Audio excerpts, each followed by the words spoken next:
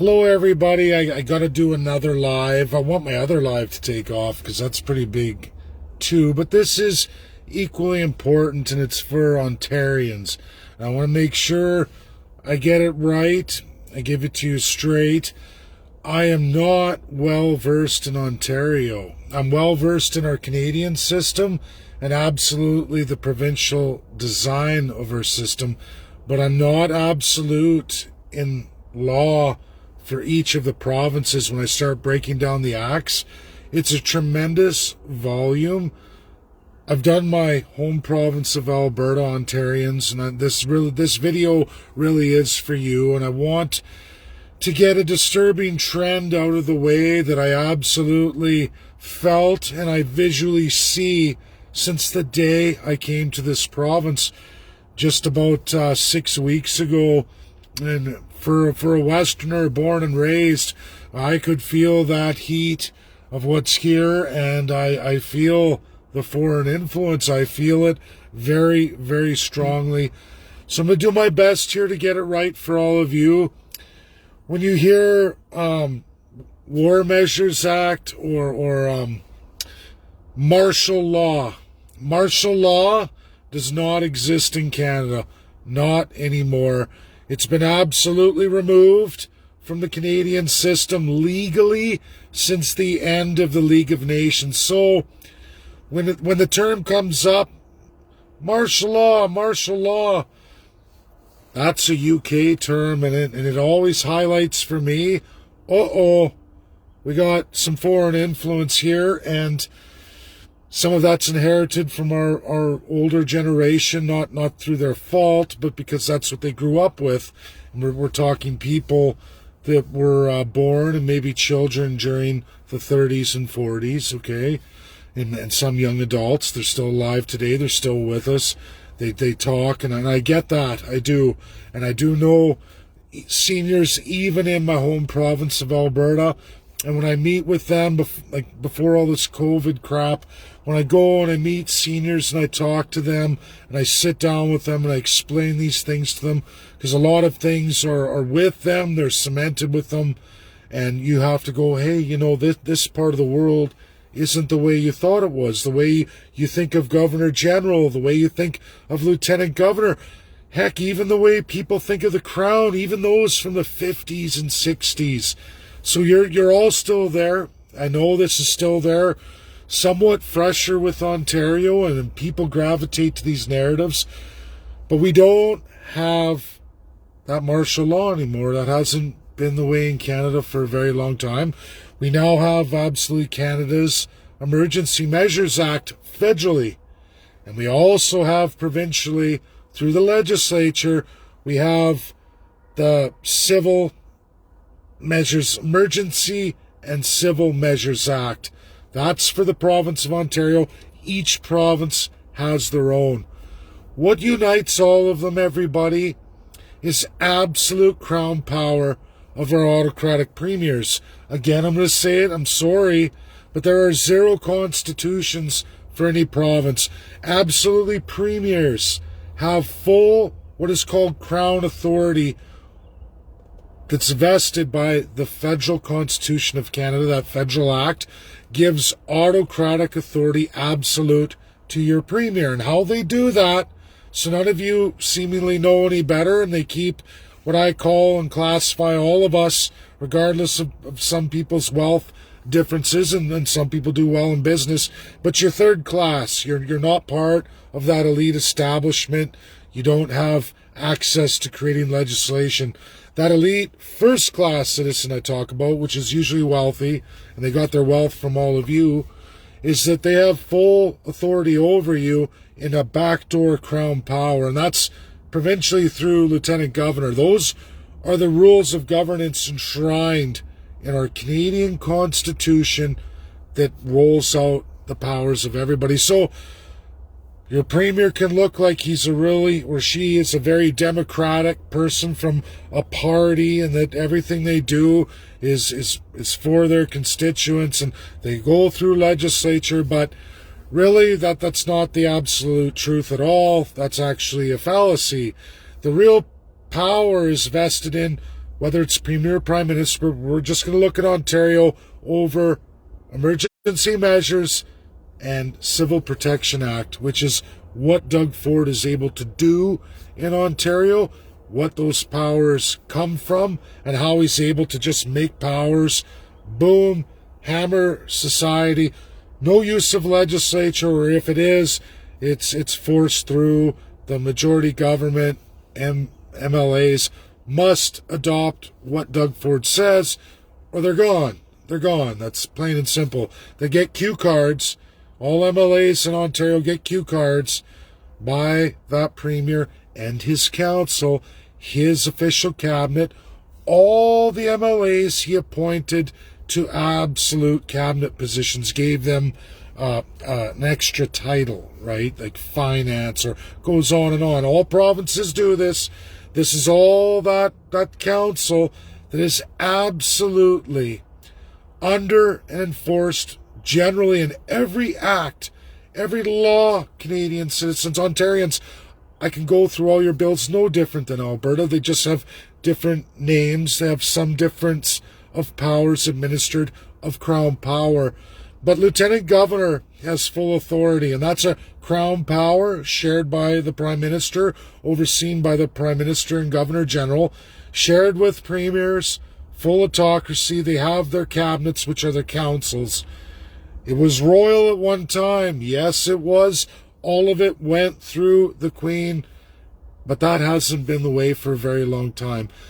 The premiers, the Prime Minister, they have that embedded Crown power, absolute over all of you. They don't have to use any democracy whatsoever, and they can do and administer as they see fit and utilize that embedded Crown power, which is absolutely in every single act. Generally, I can't prove that for Ontario because, again, there are massive bills. Doug Ford, I'm sure, pumps them out just like Jason Kenney does.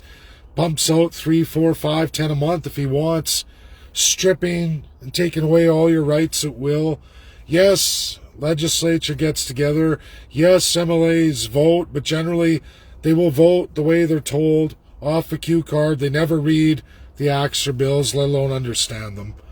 They don't. They don't. That's a reality. I'm sure that's a reality across all of Canada, both provincially and federally. But it's worse provincially because we've never codified any constitution whatsoever. Even though the federal constitution codifies rules of governance and absolute Crown power bestowed upon your absolute politicians and the absolute appointed Crown politicians. And they're appointed. They're not elected. The true power of government in Canada is only in two positions, Prime Minister and of all the premiers, and then it's the appointed Lieutenant Governors, Governor General, to hide this most grievous undemocratic power. Now, a lot of people don't seem to realize that this is what the politicians from Conservatives and Liberals stole absolutely from King George VI when he passed away in 52. He had started a process mandated by the Allies. He never finished. So when people talk common law, we're going to go through common law here in absolute. All this cockamamie stuff that is absolutely from the UK, that is not true. It hasn't been true for very, very many decades. Maybe some Canadians are gravitating to this because they don't know any better and because of lack of transparency from the government, especially Governor General and Lieutenant Governors. This is what happens. It's the government's fault. But then I do believe in the foreign influence of UK. Absolutely to throw it in there so Canadians fall on their face, especially in trying to navigate international law, human rights, and the real legal system that's before us. The courts, for one. Police are not the enemies. Courts are not the enemies. Lawyers are not your enemies. They're subject to it too. And government intervention that comes in, they force and mandate that. Now we see some police organizations say, no, we're not doing that. We're not doing this. But really it's the power, autocratic power of premiers, lieutenant governor to do that. So common law. What is common law? Common law comes I say 1200 AD, it comes absolutely from the beginning of Magna Carta. I'm going to say it again. It's a UK old constitution that has always been the problem with constitutional monarchies, Canadians. Constitutional monarchies and common law. Law of precedent, meaning judges must rule by preceding cases. They can make new decisions based on law and what they've learned. And they do, as long as the government and the autocratic system allows them to. They can come in and step in and say, no, you can't. You can't even rule on this case. You can't even hear this case. Or you can rule on the case, but you can't provide any remedy whatsoever. We have the authority that allows you to do that, and we're taking it away. They use lieutenant governor. That is your common law. It's always been here. It is always of the crown since 1179, and an Ontarian actually brought this forward, which is great. I talk about it all the time, but they actually brought the Magna Carta time of the King Henry II, way back in 1197, whose son was a scholar, an academic, who was setting up all this common law system with the lords and barons, who wanted what the actual person thinks, giving charter rights, human rights, to the average everyday citizen. But that argument that was made by that King Henry II's son scholar still holds weight today, and has always been and always will be the problem with constitutional monarchies.